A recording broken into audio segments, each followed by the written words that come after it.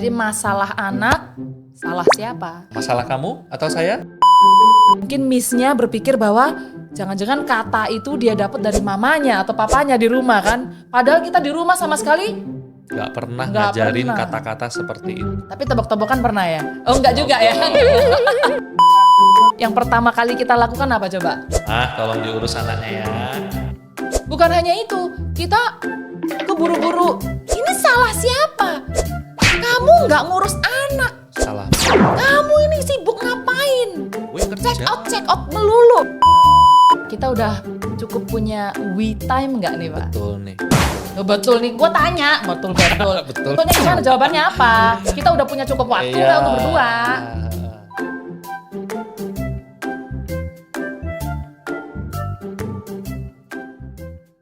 Halo teman-teman, selamat datang di podcast Rumah Anak Tangga. Bersama dengan saya David Chong dan istri saya Ruce Natalia Laude. Hai.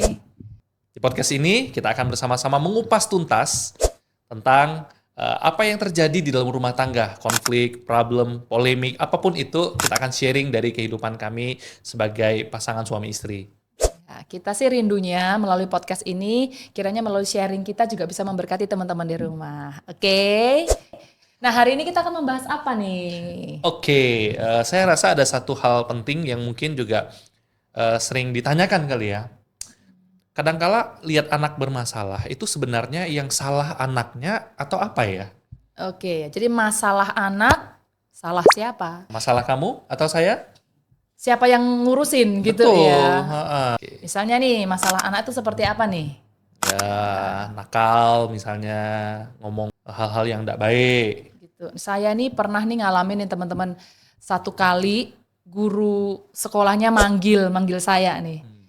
Waduh, saya udah deg-degan, kenapa ini dipanggil samanya, akhirnya didudukin dan miss-nya itu ngomong begini, Bu, mohon maaf, ini anaknya tadi ngomong ke temennya, lu kalau nggak pinjemin gua itu, misalnya penggaris itu ya, saya lupa penggaris atau pensil apa, Betul, penggaris. gua tabok lu. Waduh, anak umur 6 tahun guys, masa ngomong gua tabok lu. Wah, mungkin saya udah deg-degan, mungkin miss-nya berpikir bahwa jangan-jangan kata itu dia dapat dari mamanya atau papanya di rumah kan. Padahal kita di rumah sama sekali. Gak pernah Nggak ngajarin pernah. kata-kata seperti itu. Ya, tapi tebak-tebakan pernah ya? Oh enggak juga ya? Enggak. Lalu di situ saya langsung ngomong sama miss-nya, saya mohon maaf begitu bahwa persoalan tentang kata-kata seperti itu tuh bisa saja dia dapat dari entah teman-temannya atau dari YouTube gitu kan. Tapi at that moment sih, saya merasa sebagai orang tua memang gagal ya.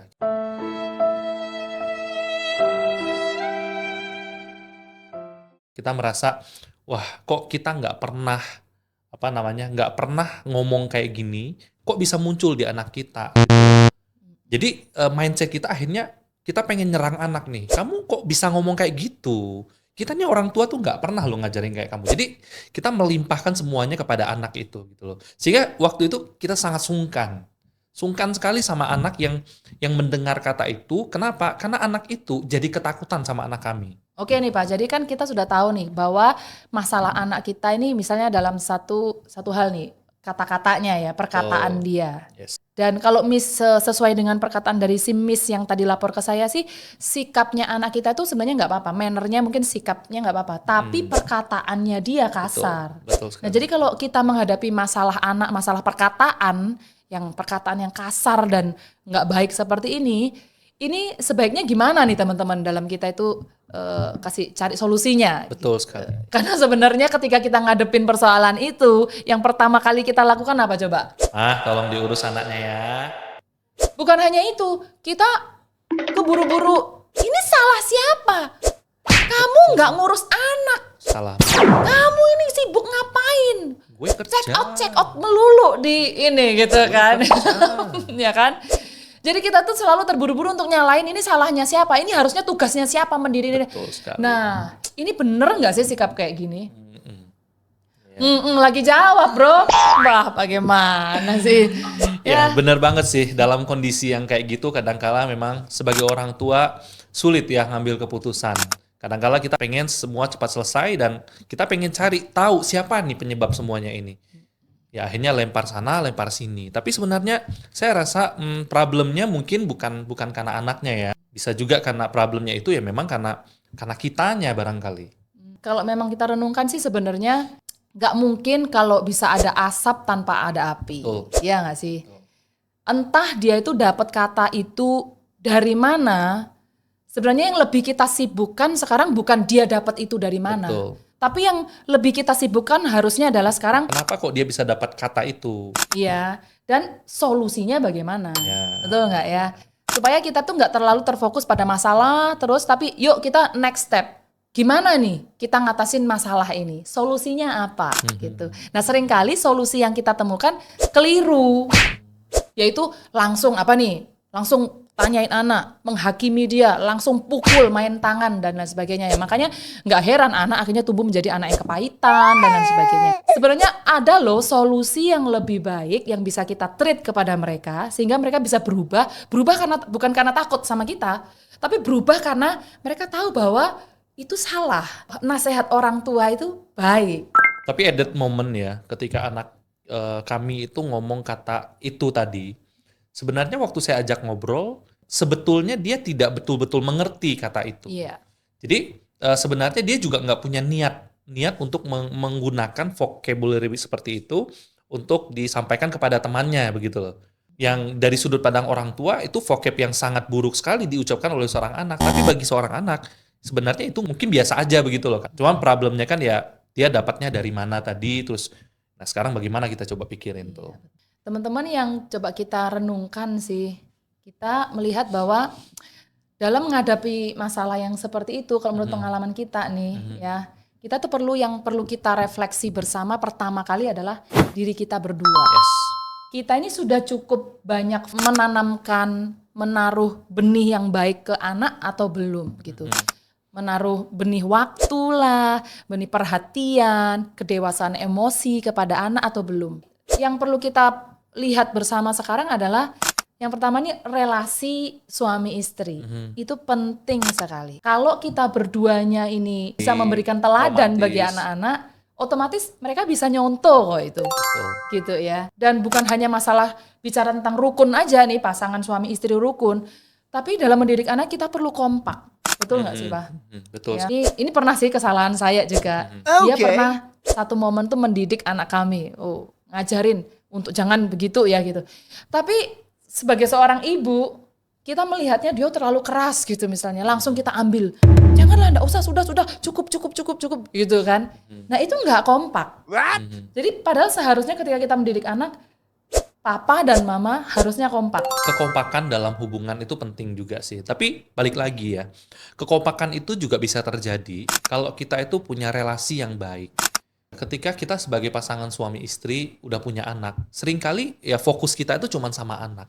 Yang kita bicarakan semuanya tentang anak. 98, mungkin bahkan 98% barangkali ya, 90-98% tiap hari ngomonginnya tentang anak begitu loh. Tapi jarang banget ngomongin tentang kita. Ya kan? Bagaimana perasaanmu, bagaimana kondisimu. Nah itu jarang banget. Sehingga hal-hal seperti itu tuh penting sekali. Kalau misalnya itu terjalin dengan baik begitu ya. Kita bisa sehati, kita punya waktu bersama untuk ngobrolin relasi ini, maka pada waktu kita mendisiplin anak, mengajar anak, itu akan menjadi momen di mana kita bisa sehati gitu loh. Bermula dari kita dulu. Betul. Kita udah cukup punya we time nggak nih, Pak? Betul nih. Betul nih, gue tanya, betul. Betul. Betulnya gimana? Jawabannya apa? Kita udah punya cukup waktu nggak untuk berdua? Dan karena masalah sekarang ini rumah tangga itu seringkali gini, ya kita memang pergi berdua nih ya, pergi cari es berdua. Tapi ujung-ujungnya ketika berdua, yang diomongin anak lagi. Nah, Yang dipikirin anak. ini nggak salah sih. Gitu. Baik, kami sayang anak, sayang banget. Tapi sekali lagi, basicnya itu berangkat dari kita berdua ya. Dan seharusnya needs itu kan nggak pernah berubah sekalipun kita udah punya 2 anak. Nah, tapi kenapa setelah keluar bertelur 2 anak ini, kenapa menjadi beda fokus pembicaraannya? Seharusnya kan nggak demikian, karena needs-nya tetap ada dan seharusnya supply-nya juga nggak berubah dong, yaitu cinta kasih romantika. Betul. Asik, Ya. romantika apaan sih? Kita dalam rumah tangga itu tuh kayak spons lah ya, kita orang tua gitu ya. Spons itu kan kalau diperes, makin lama makin habis. Jadi kalau udah habis, ya dia jadi kering gitu loh. Sehingga memang perlu dibangun juga hubungan antara kita, pasangan. Menarik, Betul kan ya? menarik nih. Harus dibangun sehingga dengan terpenuhnya rasa sayang, rasa cinta antara pasangan, itu membuat spons yang kering itu diisi lagi dengan air, sehingga air yang diperes itu bisa dibagikan kepada anak-anak kita, kan? Teman-teman di rumah itu jangan berpikir bahwa kita ini rumah tangga baik-baik, terus mulus-mulus, rasanya kayak nggak pernah berantem ya, rasanya kayak sponnya itu basah terus. Enggak. Ya. Karena ada fase-fase di mana kita juga kekeringan, teman-teman. Nah, tapi sekali lagi yang bertanggung jawab untuk membuat itu menjadi basah kembali, spons itu siapa? Ya kita lah, nggak ada yang lain lagi. Betul. Nah, salah satu yang bisa kita refleksikan nih, teman-teman, yaitu ketika kita ada we time tadi yang kita berdua, coba deh direfleksi kembali topik pembicaraannya apa. Selain tadi itu, jangan selalu melulu anak. Satu sisi, jangan juga selalu melulu si aku. Nah, kecenderungannya ini ketika ada pasangan nih, ada salah satu yang mendominasi. Jadi selalu dirinya terus. Entar kalau sudah ngomongin kerjaannya lah, lalu masalah sama temennya, keuangannya, kesehatannya, semuanya tentangnya. Lalu topik itu sudah habis.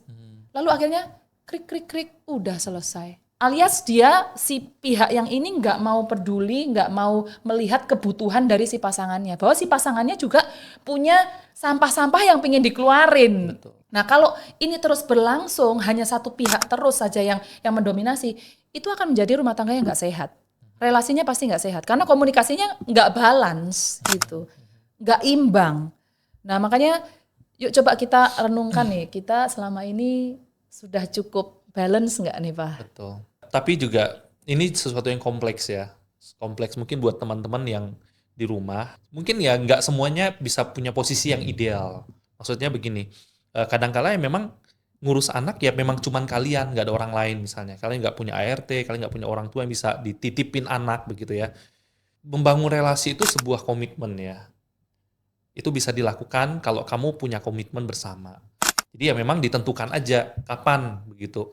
Bisa duduk berdua, bangun we time untuk ngobrolin perasaan. Iya begitu. benar. Tapi maksudnya ketika we time-nya itu, topik pembicaraan itu juga harus dibangun nih Pak. Setuju. Jangan cuman lu terus, duniamu terus. Terus kalau sudah selesai topiknya, and then done. And then you continue playing your Candy Crush, maybe, ya. And then ya sudah, habis itu ayo kita pulang mah. Ya, ini tadi ngedate sih, berdua sih. Tapi sebenarnya you ngedate with yourself. Ya nggak nih teman-teman? Jadi nggak ada berusaha untuk melihat bahwa kita berdua punya needs, yuk kita keluarkan sama-sama dan kita saling melengkapi bersama. Kan harusnya firman Tuhan juga mengajarkan kita, dua orang bukan dua orang yang sama-sama sudah sempurna. Tapi yang sama-sama punya kekurangan, tapi saling melengkapi. Iya nggak? Saya lihat ya kalau rumah tangga itu dalam komunikasinya nggak balance. That's why kenapa banyak orang kalau ngobrol sama temennya bisa berjam-jam. Tapi kalau ngobrol sama suaminya, krik. Kayak nggak tahu tuh mau ngobrolin topik apa. Pokoknya ngobrolin sama anak, susunya ada, pampasnya ada. Dan kok jadi begini ya? Padahal dulu waktu pacaran nggak begitu tuh. Dari Sabang sampai Merauke mah kita mau bahas semuanya kan. Tapi kenapa sekarang kok justru abis nggak ada topik. Tapi kalau ngobrol sama teman-teman di luar bisa nyerocos tiada henti. Oke, jadi kita kembali ke topik kita tadi. Masalah anak, masalahnya siapa? Ya, betul. Masalah anak, masalahnya siapa? Teman-teman kita tentu nggak bisa menghalangi anak untuk melakukan kesalahan. Karena kita pun juga nggak bisa lari dari kesalahan kan. Anak-anak yang belum dewasa secara fisik, belum dewasa secara mental, karakter, dan emosi, lebih-lebih mereka akan sering jatuh untuk melakukan kesalahan. Sekarang ketimbang kita sibuk untuk mencari ini salah siapa atau dari mana dia mendapatkan itu, yuk sekarang energi yang sama kita pakai untuk mencari solusinya. Gimana sih? Untuk mencari solusinya itu harus diawali dari refleksi papa dan mama. Harus banyak ngobrol, bangun hubungan, ya. We time. Ya. Dia ngobrol. Saya ingat nih Pak satu ayat Mazmur 133 ya, di mana ada kerukunan, di situ ada berkat Tuhan. Kita percaya itu sih. Amin. Ya kan? Kan nggak yang minyak di kepala Harun, turun ke janggut, janggut, terus mandek, berhenti. Kan enggak. Tapi ayatnya berkata terus, sampai ke terus. jubahnya. Ya sampai mengalir. Dan kita rindu berkat Tuhan itu enggak mandek, Betul. tapi terus mengalir. Kapan itu ada? Ketika ada Kerukunan. amin. Ya, Rumah tangga itu seperti sebuah perjalanan. Dan podcast Rumah Anak Tangga hadir untuk bersama-sama menolong kita naik satu langkah lebih baik, satu langkah lebih baik, satu langkah lebih baik. Sampai suatu hari nanti kita bisa melihat bagaimana proses itu boleh berjalan dan Tuhan memberkati.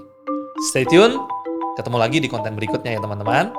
Bye-bye. thank you.